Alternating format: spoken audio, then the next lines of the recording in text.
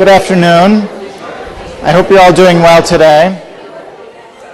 Today I want to talk about communicating closeness, how couples develop and maintain intimacy in their relationships.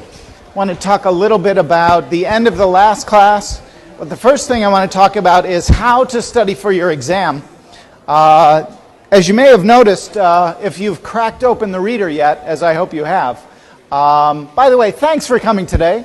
I know you have a lot of educational options, and I appreciate your sharing your Friday afternoon here with me. I really do. But I do want to tell you a little bit about the exam. The exams, I'm not writing your exam, which based on the evaluation students have written for me in the past is a really good thing for you. Professor Carney and Lisa, your TA, who's not here today, will be writing the exam questions. But let me give you some tips on how to study for a class like this. I assume you will have something on the order of 50 multiple choice questions, and I imagine that they will have probably 5 response options each, right? So the task that you have in thinking about the exam, I think, the biggest task is how do you scrunch down all of that information that we're trying to provide you so that you can feel competent and capable and really prepared as you go into the exam. These are just my suggestions, having taught a class like this now for this specific class for 6 years or so, and a lot of classes like this for 20 years.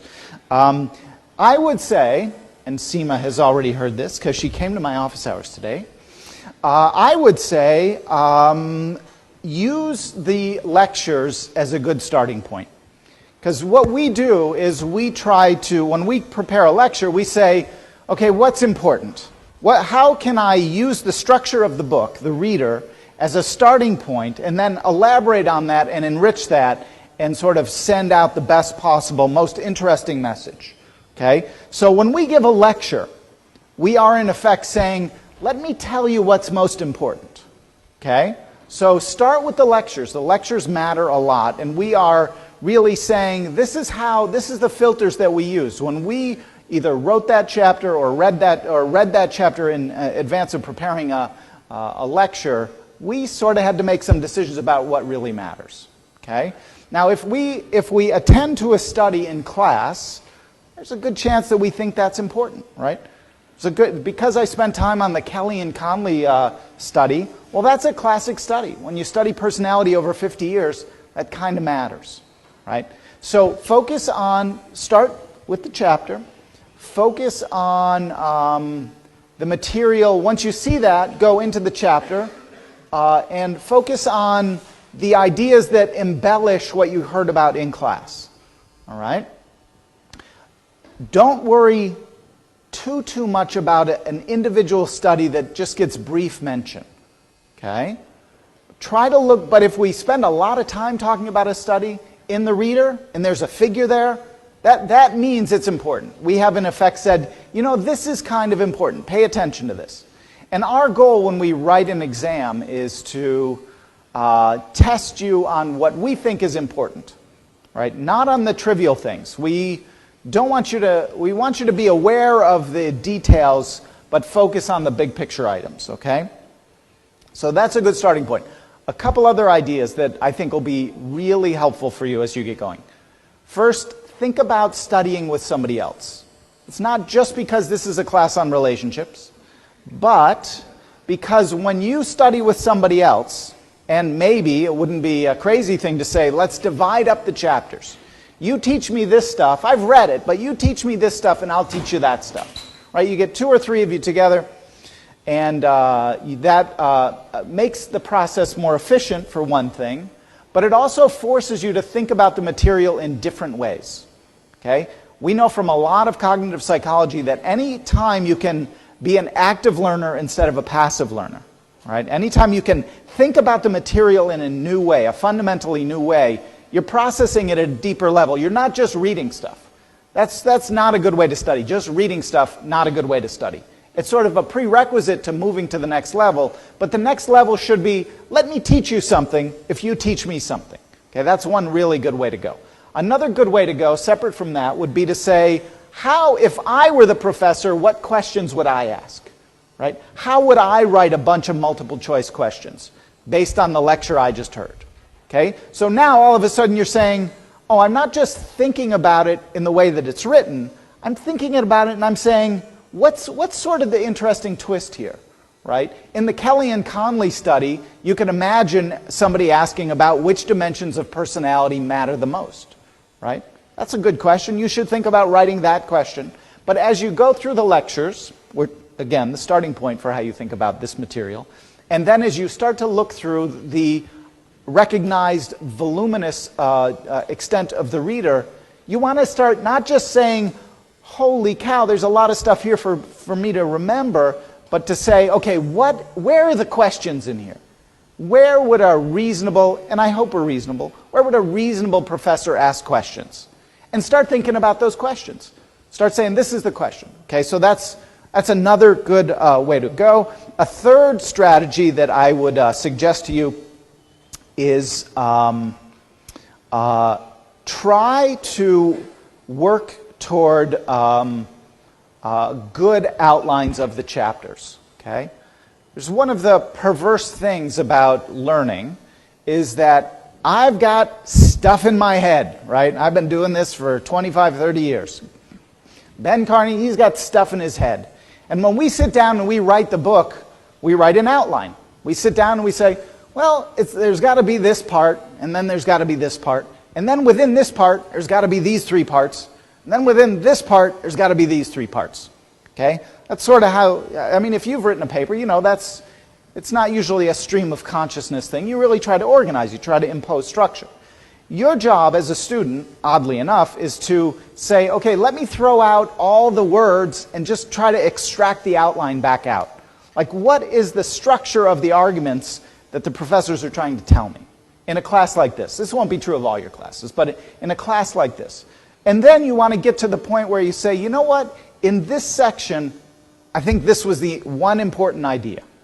Okay? So now you've got a whole page that's reduced to one or two lines of your notes. Right? And you say, I think this is the thing that stands out. And then you might say, and this could be a question. Right? So you want to start diving in and throwing stuff out that doesn't really help you to understand the material. Right? That it's detail, it's useful detail. We got to put it in there because we're hoping lots of people read this book and they understand it, and we have to add in all these words to generate that understanding. But you just need to pull out the understanding and write that down in your notes, right? So that when you're done, you've got, what are there, 7 chapters in this part of the exam, this part of the class? You know, you've got maybe 2 pages for each chapter. 2 or maybe 3 tops. And it's just got all this stuff in it. Now you might miss something and there might be a question in there that you end up missing. But now you've gone to from a bazillion pages down to 15 or 20. Okay? And that's the stuff. But what's important is not just that stuff, but the process of your doing that. Right? The process of you saying, you know what? I think this is the important idea.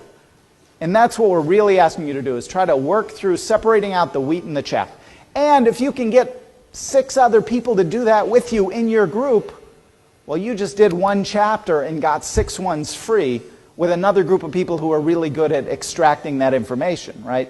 So you want to build in some efficiency in the way that you do that. You're much better off trying to do that. Any questions for me? I know that's a lot of stuff. We realize that. But that's some of the ways that having taught this and having written the exams, I would suggest to penetrate this material a little bit. Are there specific questions that I might answer? Okay.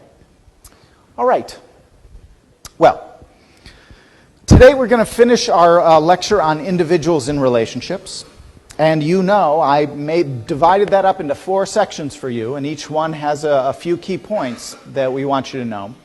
And I was on the 4th and final theoretical perspective, the 4th and final approach to thinking about diversity within intimate relationships, individual diversity, that is to say. And we were talking about attachment theory. I'd already talked about personality traits. I'd already talked about personality dynamics. I'd already talked about the family and intergenerational transmission issues. And I mentioned that there was a subset or another angle on the intergenerational transmission perspective is to think intently about caregiver relationships when we're young and what ensues from those experiences as we go on into our adult relationships.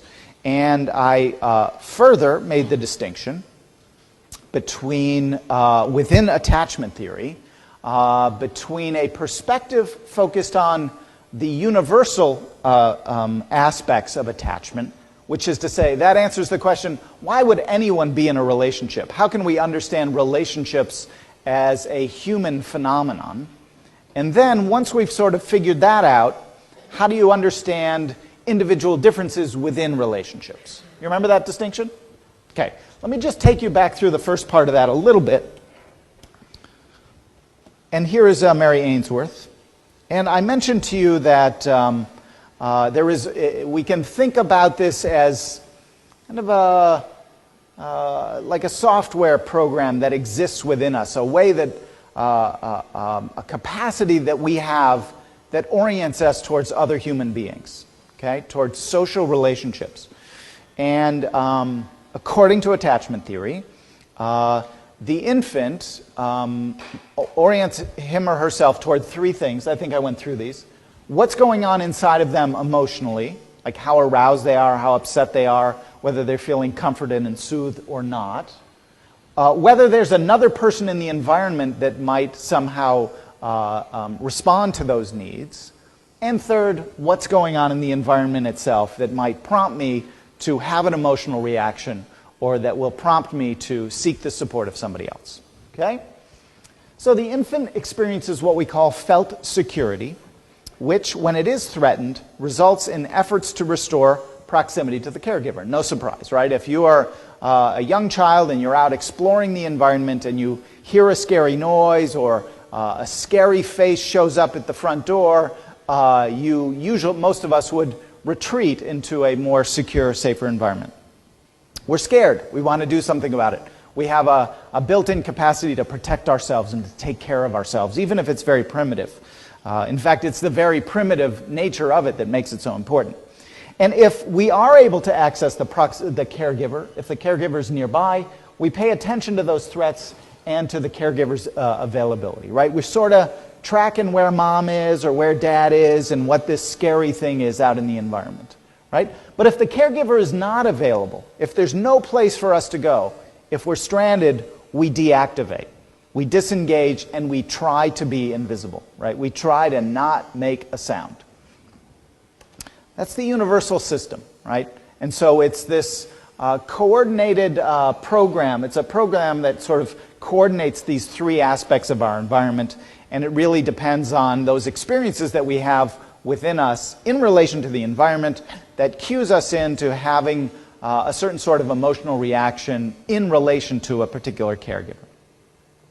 These experiences, according to attachment theory, become the basis for emotion regulation. So this is how I regulate my own feelings in the face of threats and in the face of having people who can respond to those threats. And according to this perspective, we develop what are called working models of interpersonal relationships. We develop on the basis of these experiences, repeated, usually not just one experience, but repeated over time. We develop a way of thinking about who we are in relation to other people and who other people are in relation to us. Okay? And these working models coordinate our thoughts and our feelings and our behaviors as they pertain to closeness and intimacy with intimate others. By the way, right now we're mostly talking about infants, caregiver relationships in childhood. And the important idea is that caregivers vary in their degree of responsiveness, right? So now we've moved on to the individual differences part of the model, what I think I referred to in the last class as the idiographic approach. We usually call things that are don't have a lot of variability associated with them, that are just the rule as the nomothetic part. What's the rule? Like the word nomenclature. What's the rule that we use for classifying things into categories? Nomenclature. Now we're talking about idiosyncrasies, the individual, and we call this the idiographic approach. And so we usually think about the working models as being organized along two dimensions in relation to caregiver responsiveness. Okay? One of them is anxiety and self-doubt. Okay? Anxiety and self-doubt is one of the dimensions, and we can be high or low on this dimension. I'll talk about that in a sec.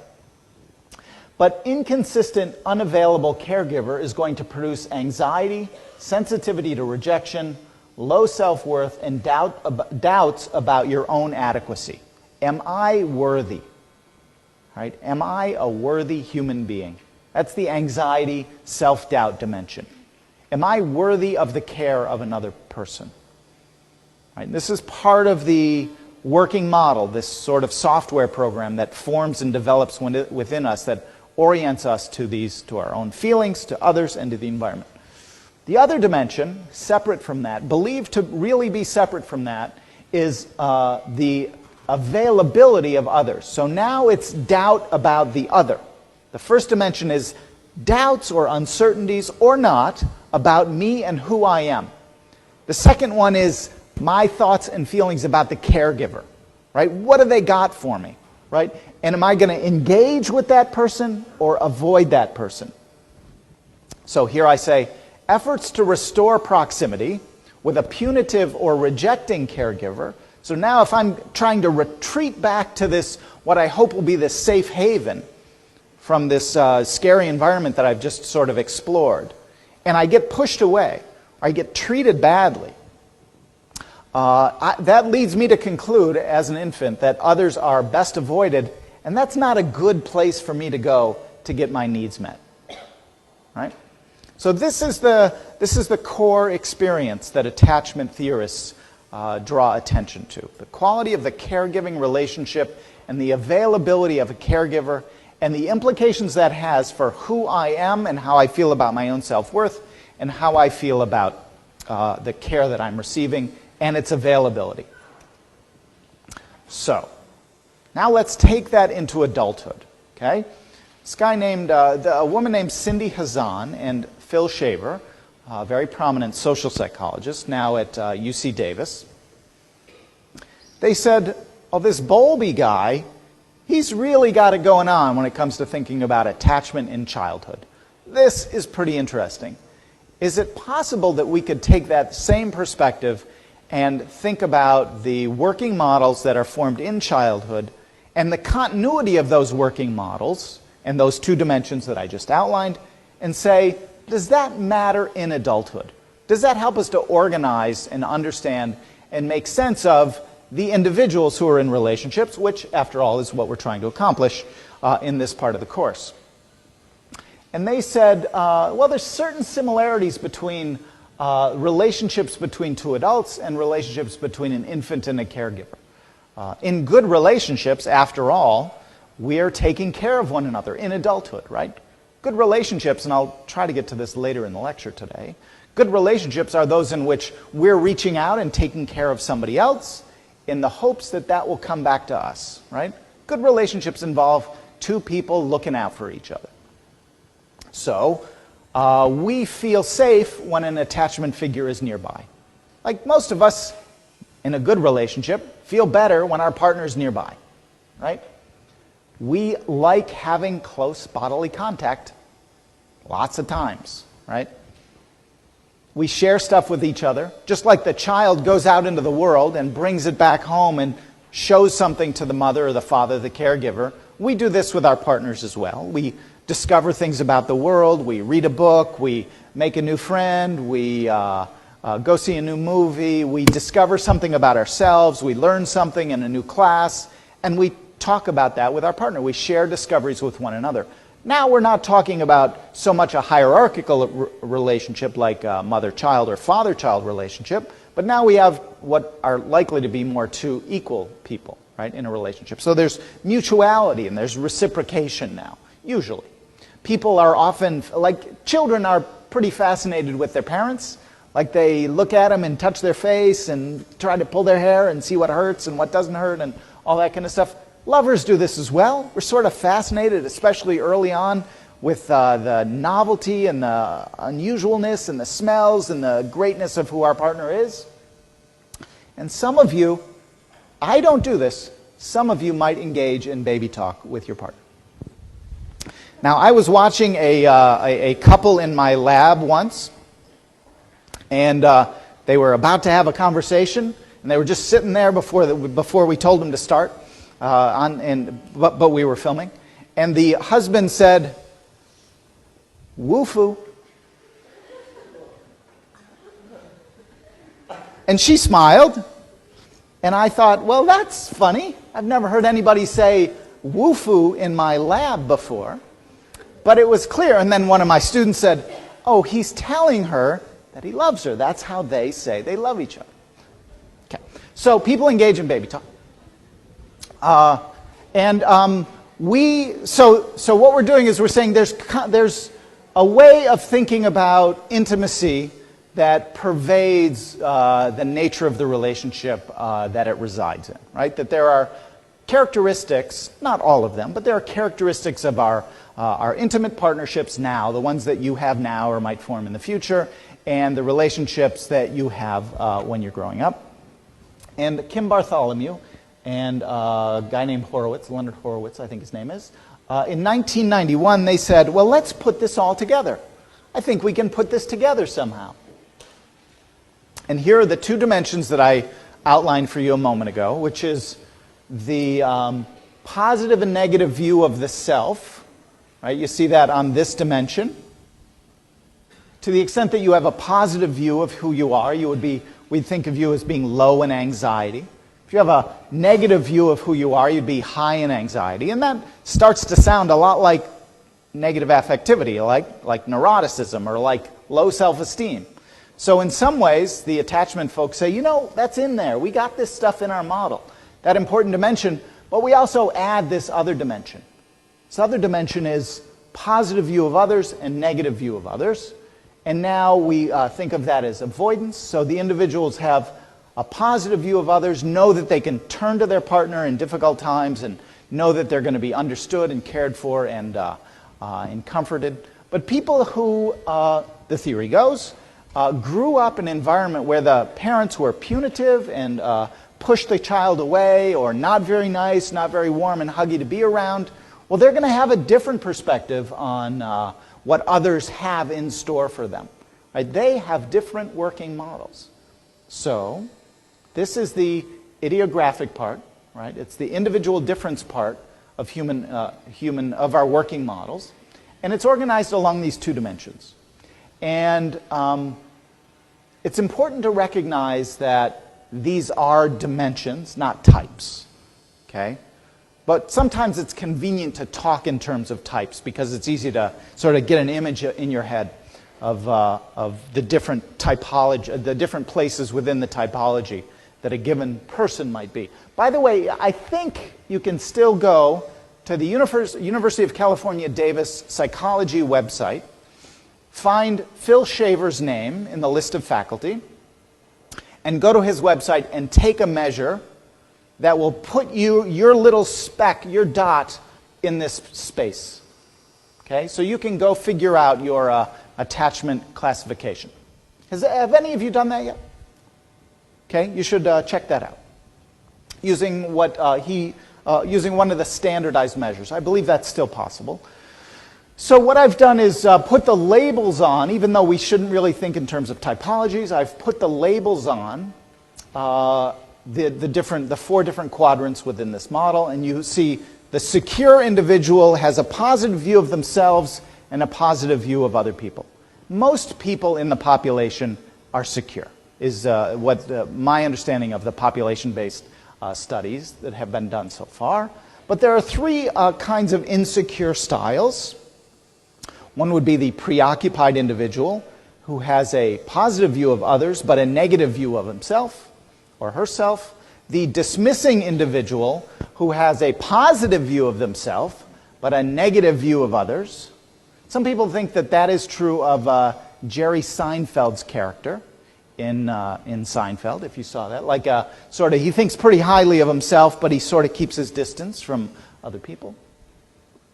The other individual who has a negative view of themselves and of other people is, of course, George Costanza, and he would be characterized as fearful. Remember, George Costanza was at one point engaged to a woman who was in prison.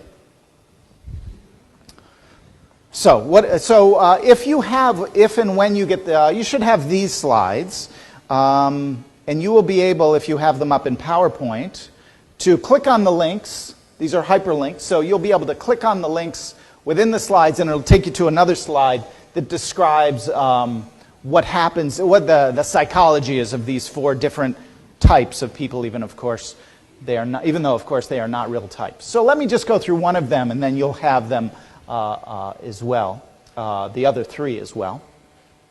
So a fearful individual has a negative view of themselves and of others, so they're high in anxiety, and just like the dismissing individual, they're prone to avoiding intimacy and closeness. Their quest for intimacy begins with the expectation that they're not worthy of others' caring and consideration, and that pushes them to seek validation from others, right? Like, convince me that I'm a good person, right? I need you to validate me because I'm having trouble doing that myself. And I think that's one of the things I'm going to get out of this relationship. At the same time, they struggle with the internalized sense that others are unlikely to provide them with exactly that affirmation, right? So I really, really need this from you, and I really think you're not going to provide that for me.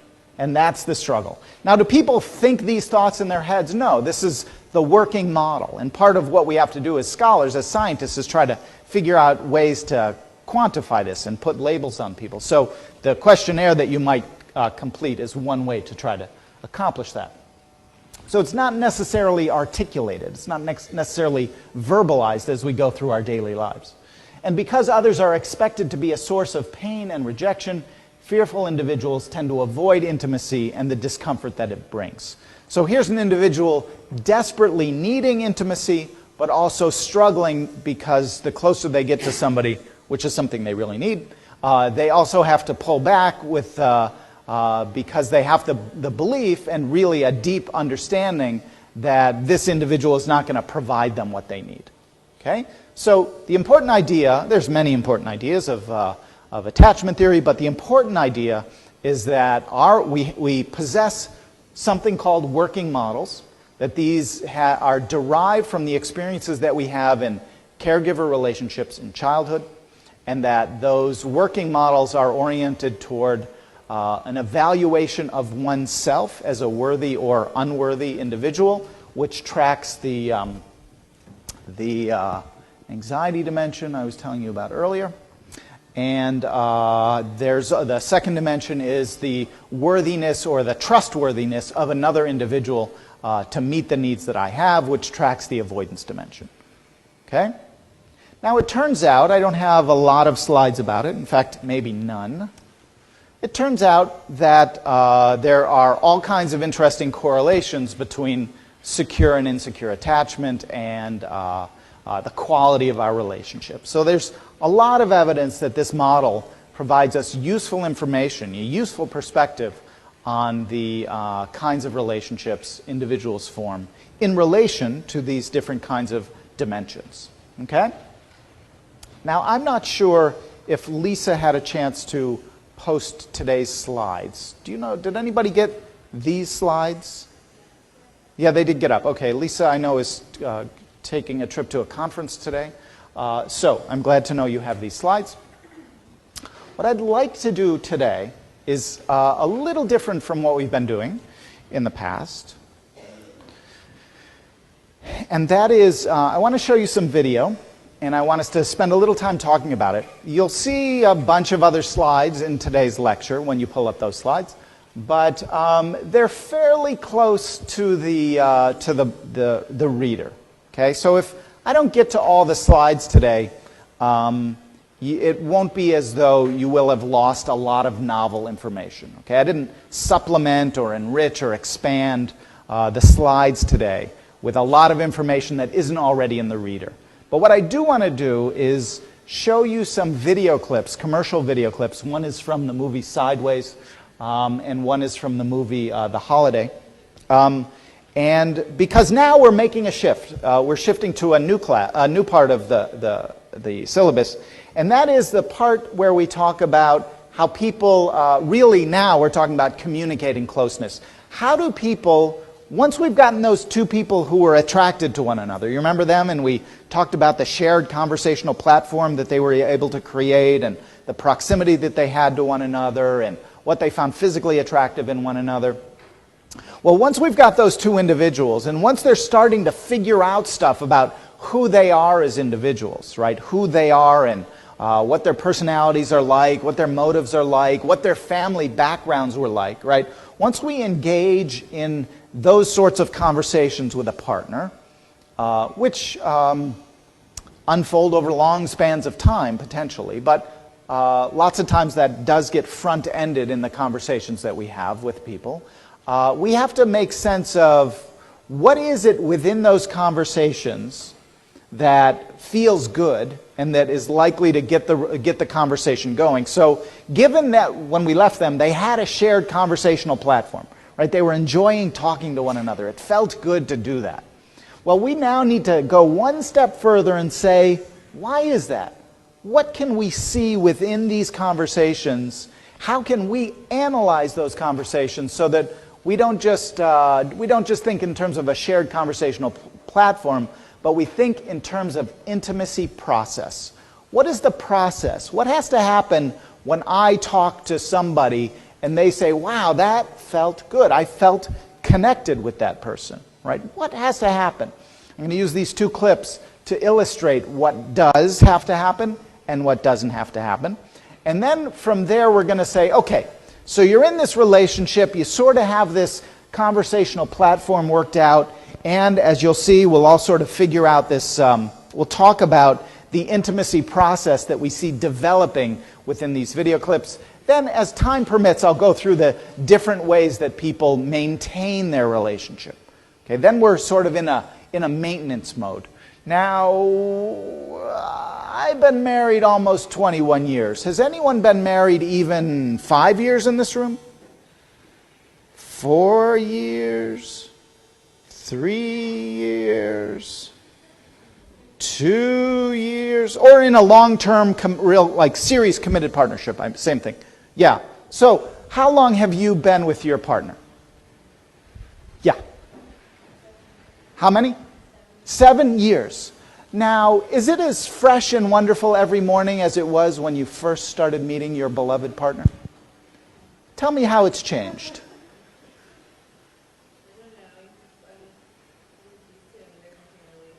Say again. There's nothing really new. You know your partner well. I'm guessing you love your partner with deep down in the bottom of your heart. 7 years, I mean, come on, that's a commitment. You made a commitment. But the fact of the matter is, you get used to your partner. You get used to your partner. So choose well, right? Did I tell you, one of my friends says, choose well, work like hell. That's the rule for a good relationship. You know, your partner wakes up and they've got bad breath, you know, that's just, you know, that you look at their pillowcase and it's like a Civil War bandage or something. You know, it's just your partner, they're just another person. They're your special person, but you get used to them, right?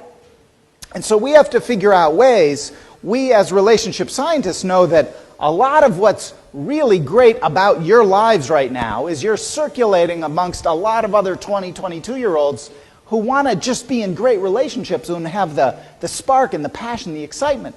Well, 7 years later, 21 years later, it's a slightly different picture, okay?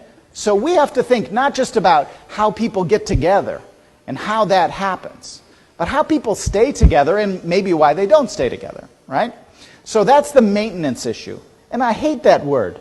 Like if any of you come up with a better word than maintenance, let me know. I hate that word because it's like you're working on your car, right? It's like, how's the maintenance going? You know, did you change the oil lately?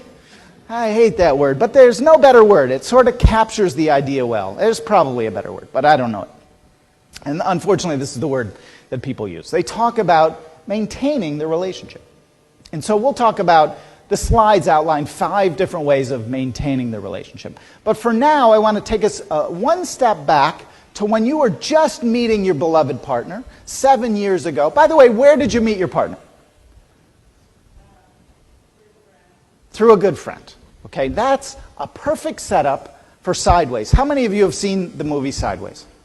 Okay, it's R-rated. There's some language in here. So, in fact, I think I've got a good section with the language. And there is a section where Paul Giamatti, this guy, is this is his buddy, Thomas Paul something. Hang on, I'll tell you. Thomas Hayden Church is his buddy, and he's getting married, and they decide to drive up the coast and stop in at all these vineyards.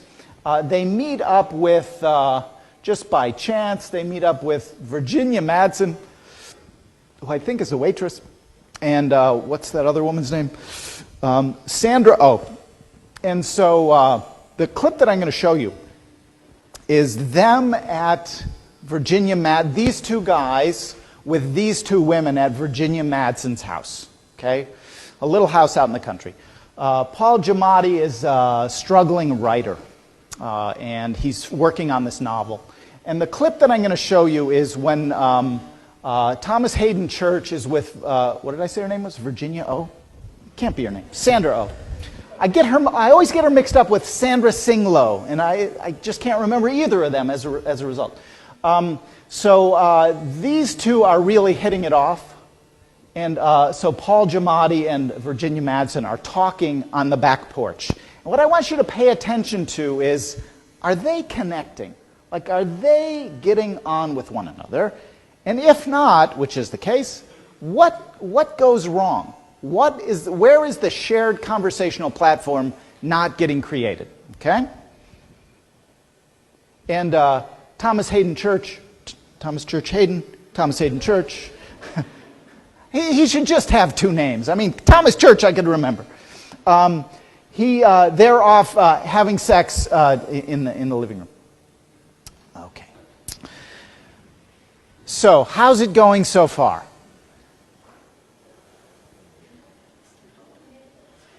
Anybody want to weigh in on this? Yeah.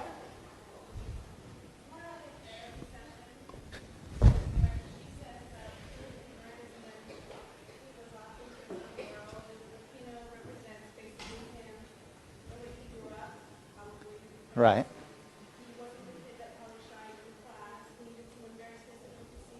Right. Yeah. Okay.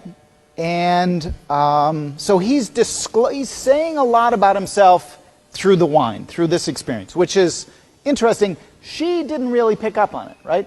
So he's disclosing, here's who I am, and he says, so what about you? Now, if they were really connecting, she would say, well, hang on, I'd like to talk a little bit more about you and your wine. Tell me more about that. Tell me more about that. Now, is there any chance that what you're talking about is sort of you? And, how does this all come out in your book? Tell me more about you. Instead, she just answers the question. We'll see, she's going to answer the question with the same level of depth and the same level of passion, even more passion about wine and what it means to her. And I think it's more really representing the wine rather than herself, which was the case for him. So now we're going to see her talk. I don't know if any of you remember this. This is a great scene. She is now going to talk about what wine means to her, what it means to her. She'll talk about her ex-husband. And then what matters is how Miles responds, okay? By the way, you probably also noticed the moment where she started saying, they were talking about his book, and she said, oh, I've got a paper due, right? Like, I don't really care about your book. Let's talk about me and my paper, right? Then she eventually says, that was sort of a rift in their conversation, but she then later says, well, when can I read your book? And he says, I just so happen to have a copy in my trunk. Okay, 2 men named Miles, 2 hugs at the end, 2 totally different interpersonal conversations. Now, psychologists care about this. And in the time I have remaining today, I want to take you through this. And this is all a prelude to the maintenance of relationships, right? All the other slides and this other chapter are all organized pretty tightly around 5 different kinds of maintenance. Shared activities, social support, sex, forgiveness, and there's one other one I can't remember. We're not going to talk so much about those. Those are really well laid out. I think they're pretty clear. But what I want to talk about is the intimacy process model, because this is a framework for thinking about how our relationships grow deeper or fail to grow deeper, and it also, conveniently enough, seems to work pretty well at helping us to understand how relationships are maintained. The other maintenance issue is capitalization, by the way, building up positive experiences in our relationship. So according to this model, which may well be the most important thing, it's probably the most important thing I have told you in my 5 lectures, and I dare say it's one of the more important things you're going to learn all quarter, is that when we think about the conversations that we have with our intimate partners or intimate partners-to-be, according to this model, the person who is disclosing information, the person who's revealing something about themselves over here, is thinking about a reaction that he or she might receive. And you can think about the first video or the second video and see how that goes. And the idea is that our relationships deepen and grow to the extent that, I need some lights here. That's not going to work. Yeah, let's do this. To the extent that A feels understood, validated, and cared for. Okay? The key experience that happens when we've created a shared platform with another person, as we're getting to know them, find out about their interests and their occupation and their tasks and their goals and their fears and their aspirations. The primary thing that we, as individuals who have disclosed something, so Kate Winslet just disclosed a lot about herself in reaction to Jack Black, in effect, having disclosed a lot about himself. Right? The question is, to what extent does either of them, let's start with her, to what extent does she feel understood, validated, and cared for? Right? Those are the if we think about the attachment perspective as sort of what are the criteria we use, what are the criteria that exist within us for evaluating things? We have these 2 dimensions, the worthiness of the self and the worthiness of the other, the anxiety and the avoidance dimensions. Here we're talking about 3 dimensions along which we evaluate and experience the behavior of an potentially intimate other. To what extent does this person get me? Right? Do you understand what I'm talking about?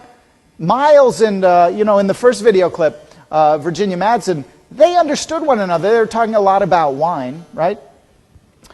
Did they feel validated? Yeah, there was some validation, but it didn't quite come through, right? It wasn't all the way. He could not respond to her disclosure about wine in a way that let her know that this is a guy who's going to understand her feelings and know what to do with them, right?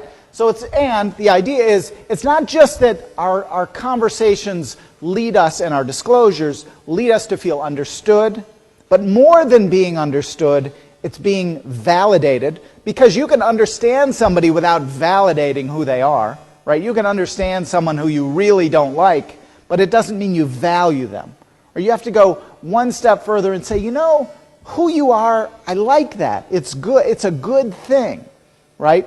And more than that, what we're doing when we're disclosing is we're conveying the extent to which when we're responding to a disclosure, we're conveying the extent to which that individual is going to feel cared for in the future, right?